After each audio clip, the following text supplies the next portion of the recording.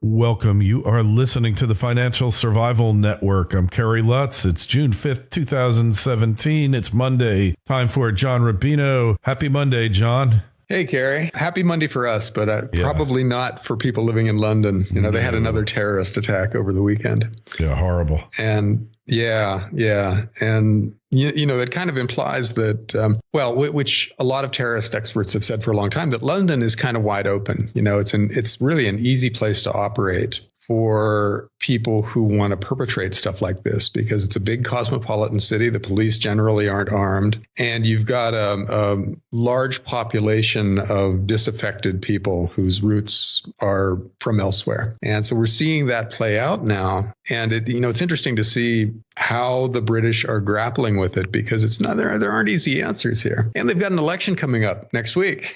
So how the people in Great Britain react to the stuff that's going on is going to be reflected in electoral results really quickly, in real time. And that race has been tightening up. The sitting prime minister, Theresa May, called a snap election because it looked like the Labour Party, the main opposition party, was in such disarray that her party, the Conservatives, would win a huge victory and a working majority that would allow them to do Brexit the way they want to do it without having to consult with any other political party. That doesn't look like the case anymore. The polls have tightened dramatically for a few different reasons. And now you've got this terrorist attack, which may or may not affect the polls. So it's not clear whether Britain has a working majority government going forward, or is forced to create some kind of a coalition that'll kind of hamstring the process of enacting Brexit in the near future. So that's all interesting.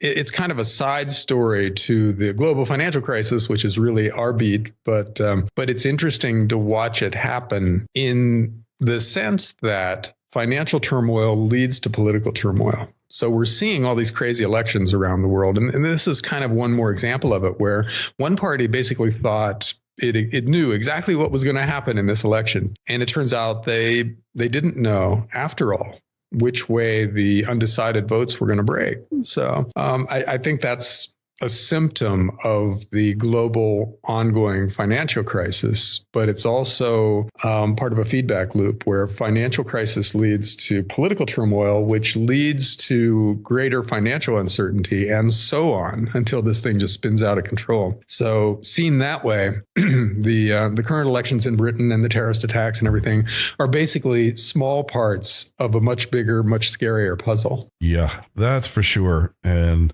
you just think about it. I was in New York for 9/11, going into Manhattan, and wasn't able to, but just remember the chaos of that day and everything else. Now, obviously, these attacks are just designed to instill terror rather than physical financial damage. But still, then you think anybody passing by you can be a terrorist. It's got to be a really uncomfortable thing. And, don't think that we're going to be exempt here in the U.S. I don't think we're any better at it. Look, it's the same thing over and over, John. The last 3 or 4 guys who went on the rampage in the U.S. and over in England, they knew about these guys, one or more of them. They knew about them. They were reported either by their own intelligence organizations or overseas, but they've known about these people and they've chosen to do nothing, not to take them off the street, do anything. And that's what's really, to me, distressing about it is, if you know who the guy is, why can't you stop him?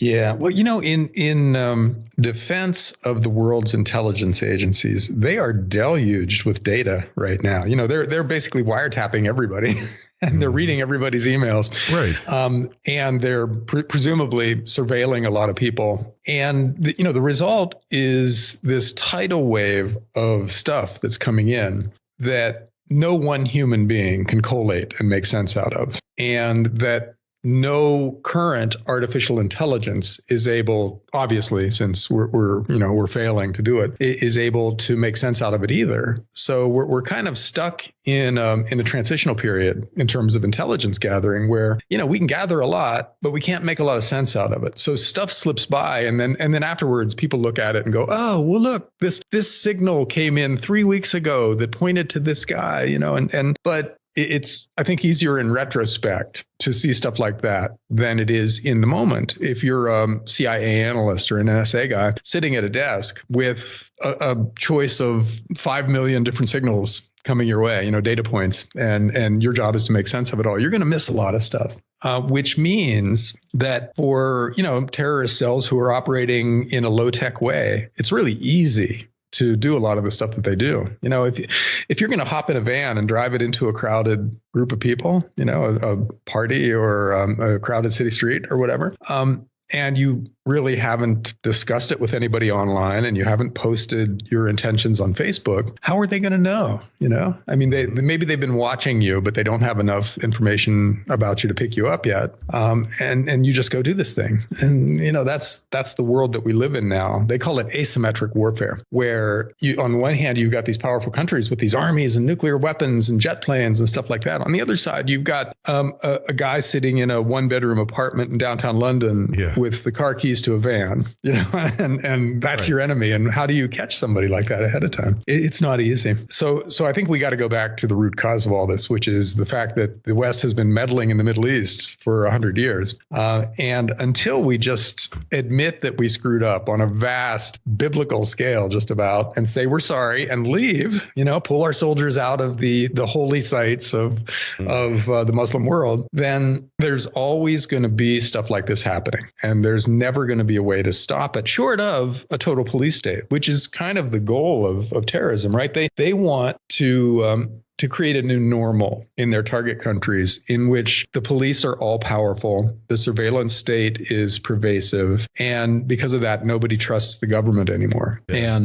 And in turn, nobody trusts the financial system because it's run by a government that nobody trusts. And so you get a dictatorship and a depression at the same time. And they're well on their way to creating those kind of conditions. Not that we aren't doing it on our own too. We can't blame anybody else for our financial screw ups. That's strictly our own problem that dates back to going off the gold standard in 1971, and which has led inexorably to a point where the debts of the developed world are completely unmanageable and can only be dealt with via a depression that wipes out all the debt through default, or borderline hyperinflation that devalues the currency to the point where we can pay off our existing debts. We can't get out from under this without these two kind of crisis scenarios playing out, one or the other, or one then the other, sequentially. And so terrorism feeds into that. Geopolitics feeds into that, but it's not the root cause of our financial problems.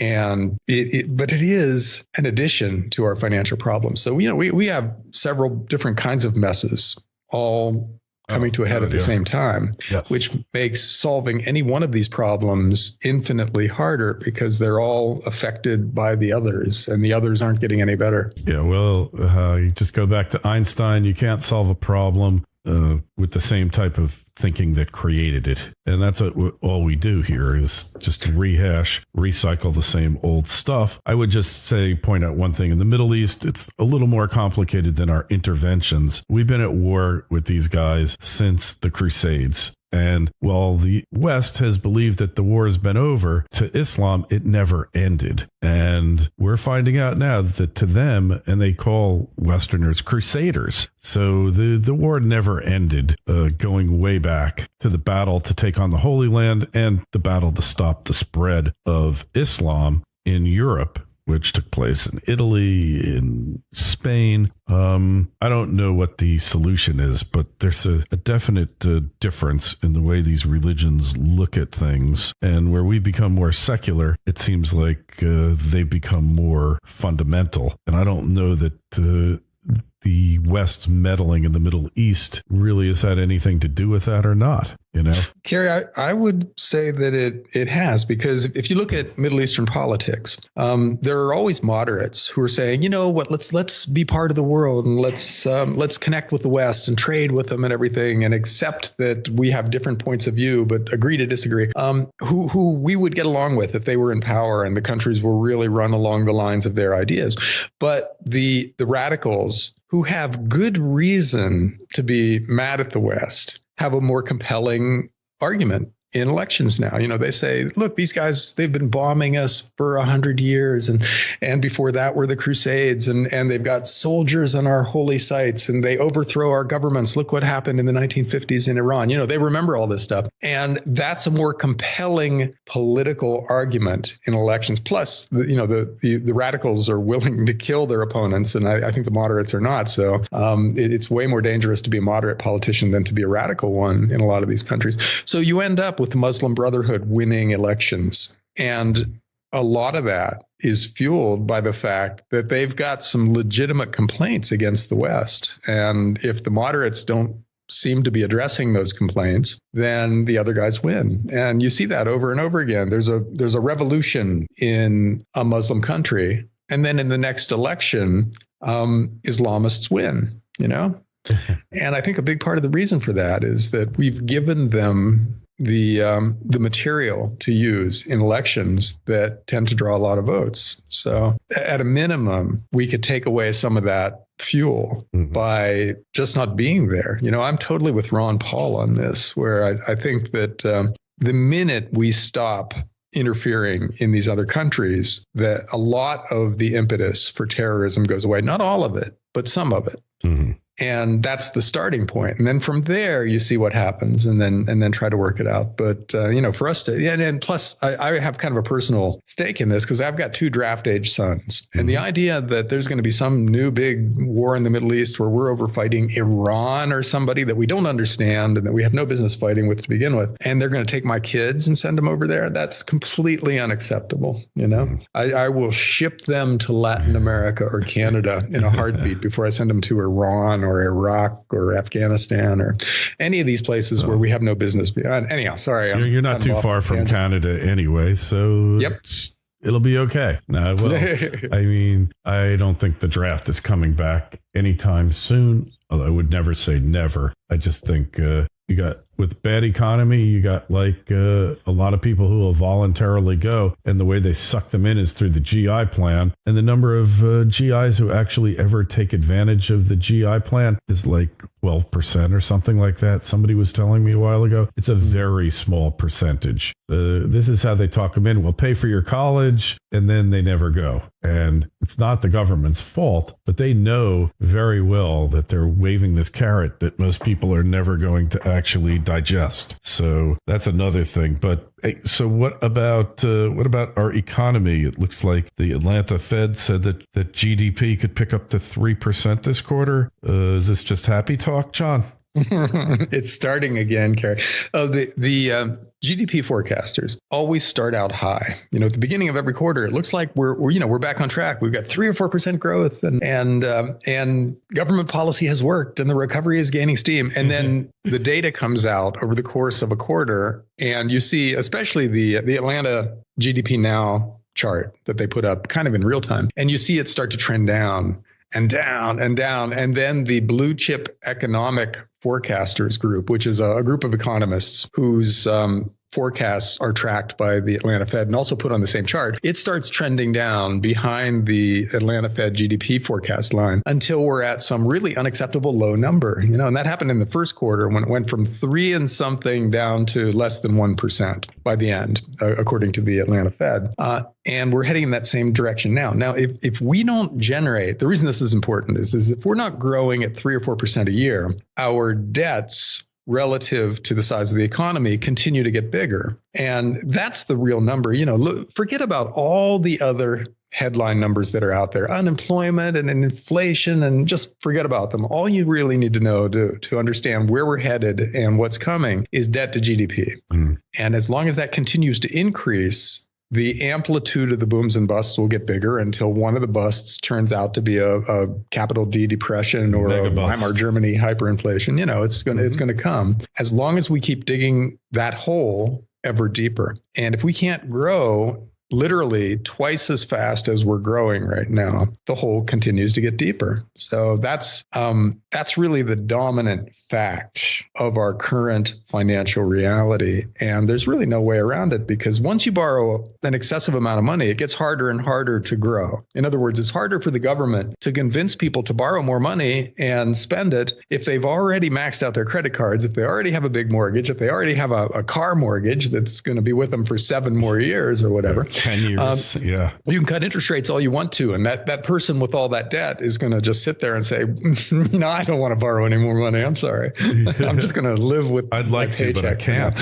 I can't borrow anymore. Right? Yeah. Well, I think the banks play along with this game by reducing or by easing loan terms. In other words, they make it easier for you to borrow money as your finances get worse, which is, the absolute dumbest way to do it. But that's how the banking industry works. They ride the trend. They want to keep the deal flow going. So they will ease their rules to the extent that they have to maintain their fee income, which in effect is their year-end bonus pool. So the banks at the peak of cycles are usually doing the dumbest things that they did during the entire cycle, just as everything's ready to blow up. And, you're seeing it again here with people lobbying for 3% down payment mortgages and liar loans again, and doing securitizations that we thought were discredited after the 2007, 2008, 2009 financial crisis. It's all happening again. There is no such thing as a securitization that is too risky or non-economical when it comes to banks on Wall Street. Correct? No. I mean, their way of judging a securitization is, can they sell it? Yeah. Right. And if they can sell it, then it's by definition not too risky. Yeah. Because it's not risky for them, because they're selling it to somebody. They'll securitize their souls. Right. Oh my God. Yeah. I mean, they're securitizing car loans and leases, residential condo leases.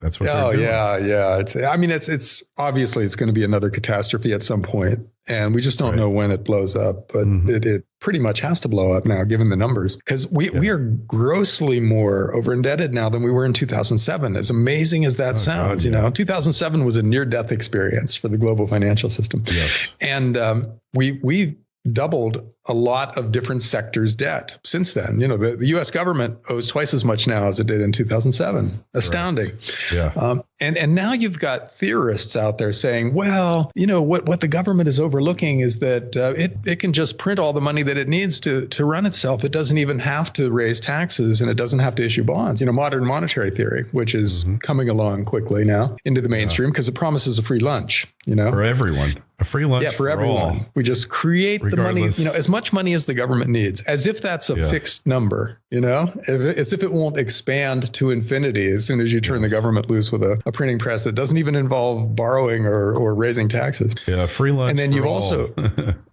you've also got people talking about a guaranteed permanent income. Mm-hmm. Where just by virtue of being a citizen, the government pays you, $8,000 a year, $10,000 a year, whatever it is they're talking about. I like that. Of newly created currency printed out of thin air. I think it's great. I would like that. Why work? Right. And my kids would really like that. Oh, your kids, hey, you'd finally be able to get rid of them. You'd be able to get them out of the house because the government will take care of them. Thank you, government. Yeah, hey, I can downsize. The government's good for something. Whatever it takes to get them out. What these new theories seem to miss, and it's so obvious, I can't believe I even have to say it, is that you can control the supply of a currency by creating more currency, but you can't control its market value. Yes. So after a certain point, the supply-demand imbalance becomes so outrageous that the currency plunges in value. Right. And then everybody who's holding on to it loses all their money, and the financial system is thrown into turmoil. It's your basic currency crisis, which we've seen, 500 of in human history. And it always kind of sort of goes the same way, where you start to destroy the value of your currency, and that causes turmoil and political risk for the people in charge, who then impose really draconian capital controls and price controls, which sends the system spinning completely out of control, and then you get a collapse. Roman Empire, France did it twice in the 1700s, Germany in the 1920s, many other countries since then. And we're doing it again, only we're doing it on a global scale now with actually the Japanese central bank, the European Central Bank, and the People's Bank of China all increasing their balance sheets faster than the U.S. Fed, which is to say that they're all pumping more currency into the system than the U.S. is, even though we're guilty of pumping way too much currency into the system. These other countries are doing it on an even bigger scale than we are now. So it's a global problem, which is going to have a global solution, which will be painful for 5 billion out of the world's 7 billion people. This is going to be big when it comes because it's going to be everywhere. Going to be painful, correct. And it's going to happen. The English central bank, though, always managed to avoid hyperinflation, didn't they? Well, the British pound depreciated dramatically while while the British Empire was being unwound, and the pound was being devalued in order to further a lot of social goals. And they didn't have a hyperinflation, but but the pound is worth a lot less today than it was. Yes, but not hyper. At least in terms of gold and real estate and pretty much anything you want to buy with it. But Britain is one of the examples of a reasonably orderly unwinding of an empire. Usually it doesn't work that way. Usually it just spins apart and there's a revolution and chaos. But they basically allowed or allowed themselves to be forced out of their colonies and just contracted over a period of time. And it was a really tumultuous period of time involving, depreciating currency and strikes and, a lot of electoral turmoil and stuff like that. But they made it through intact. Thanks in large part to Margaret Thatcher, who kind of pulled them back from the brink in the 1980s. And thanks to the U.S. Thanks to the U.S., too. If the U.S. wasn't there to pick up the pieces, it would have been violent, right? It would have been really nasty. Well, yeah, post-World War II, the U.S. was a stabilizing force for Europe. In other words, we kind of picked up the defense bill for those guys and did most of the heavy lifting versus the Soviet Union, which could have just swept across Europe if they wanted to. They had plenty of tanks after World War II to allow them to end up, in France, sitting across the English Channel from Britain in a matter of days, if that's what they wanted to do. And they who knows, they might have done it if the U.S. wasn't standing in their way.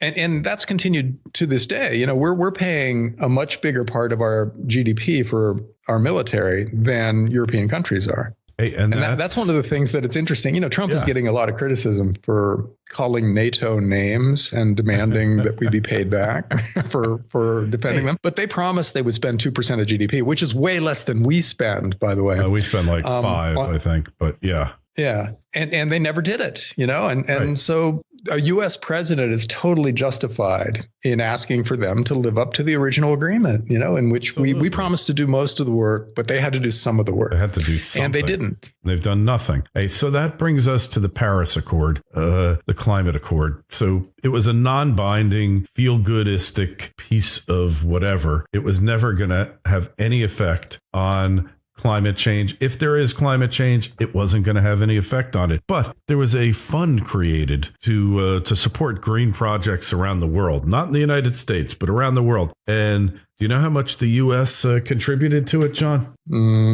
I would guess a lot. $1 billion. Do you know how much the rest of the world contributed to this climate change fund? Just take a wild guess. Just take a guess. Less than $1 billion? Zero. Oh, okay. And China and India are not included in these targets. And I tend to agree with you that in 50 years, this point will be completely moot because we will have transferred over to the next energy source, especially because of the advances in battery technology, more almost than the advances in solar cells. I mean, Musk is saying he's going to get to 24% efficiency. If that's the case, then that will be the least expensive form of energy out there by far. And then it becomes a scalability issue. How do you get it all out there to generate enough electricity collectively to satisfy society's needs? And 24% efficiency will help get us there. Then it's just batteries storing the stuff as you generate it.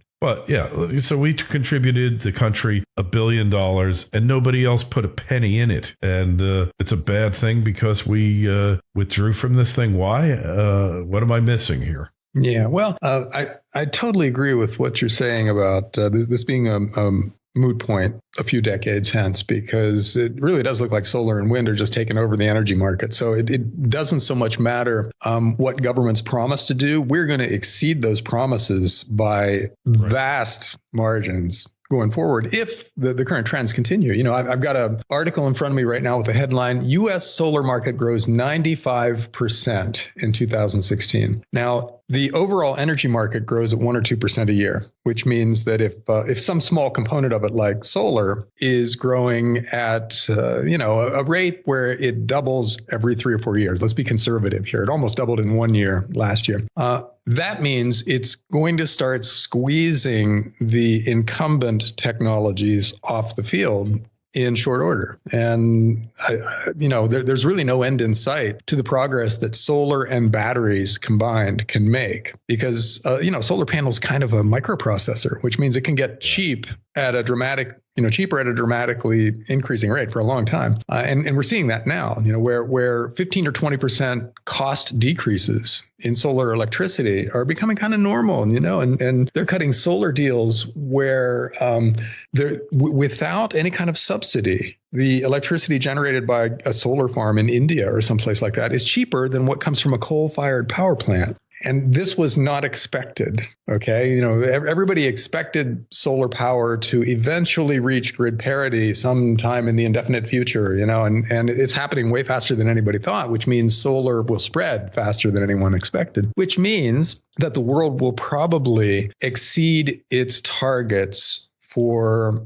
slowing and then diminishing the amount of carbon that we're putting into the air sooner than anybody expected. So this is probably not going to be seen as a huge problem 10 years from now. We still might suffer a lot of the effects of, let's assume for a second, just to be on that side of the argument, that what we've done in the past 100 years is affecting the climate and will continue to affect the climate. We'll still suffer from whatever that happens to be going forward, but we won't contribute more to it starting in, a decade from now or whenever. We'll be diminishing the amount of carbon that we're putting into the air at an accelerating rate so that it won't be seen as necessary to cut these deals and to put restrictions on what businesses can do or anything, because they'll voluntarily be putting solar panels on, their big box store roofs and their parking lots, and they'll be adopting self-driving electric cars, because the market is there for stuff like that. Yeah. So governments won't have to force anybody to do anything, because we'll all voluntarily go that way. Assuming that the after effects of the climate change stuff that happened since the Industrial Revolution, assuming they're not catastrophic, then we'll come through this in decent shape. We'll be a much cleaner society 50 years from now than we are today. And the trend will be continuing at that point towards cleaner technologies and less destructive ways of doing things. So, that doesn't stop the financial crisis, of course. We're going to have a gigantic financial crisis while all this is going on. And precious metals will probably be a good investment while all this is going on. That's a kind of a separate issue. Technologies can come into their own and spread even while there's a giant financial crisis happening. Like car sales doubled during the 1930s because that technology was ready. Everybody wanted a cool new Model T or whatever, and they were getting cheaper, and there were enough people around to buy them, even during the Depression, that cars were a huge growth industry. The same thing is going to happen with a lot of clean technologies, among other things, during the gigantic financial crisis that has to happen here. As long as it doesn't come along with global thermonuclear war or something like that, we're going to see amazing progress in a lot of different areas. Stem cells, Gary, which you and I talked about. Sure. Amazing stuff going to happen. Mm-hmm. And solar and wind and batteries and artificial intelligence, all of that stuff is going to, at least at first, dramatically improve the lives of the people who can afford it. So one of the reasons to save money now and to invest wisely is so you can buy this stuff when it comes along. You can buy a self-driving car, and you can buy a big battery pack for your garage, which is charged by your solar panels, that takes you completely off the grid for half the price of what you're paying now for electricity. All of that stuff's going to be out there. Or you can buy the next generation stem cell treatment that will add 15 years to your life, and then get you to the next level of technology when it comes along. That's all going to be available, but none of it's going to be cheap.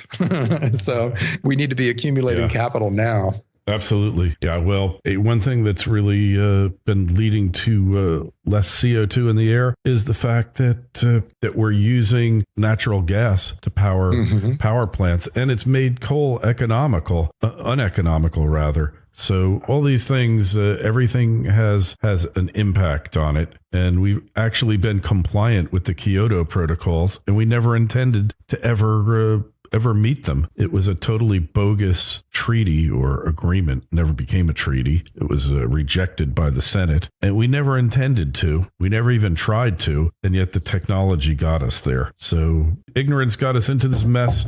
Ignorance will get us out. Right now, we got to get out. So check out John's work over at dollarcollapse.com. Questions, comments, email kl@kerrylutz.com. The Twitter feed's at Kerry Lutz. You can also tweet us there. And the Facebook page, Financial Survival Network. We will catch up with you next Monday, John. Thanks, Kerry. Talk to you then.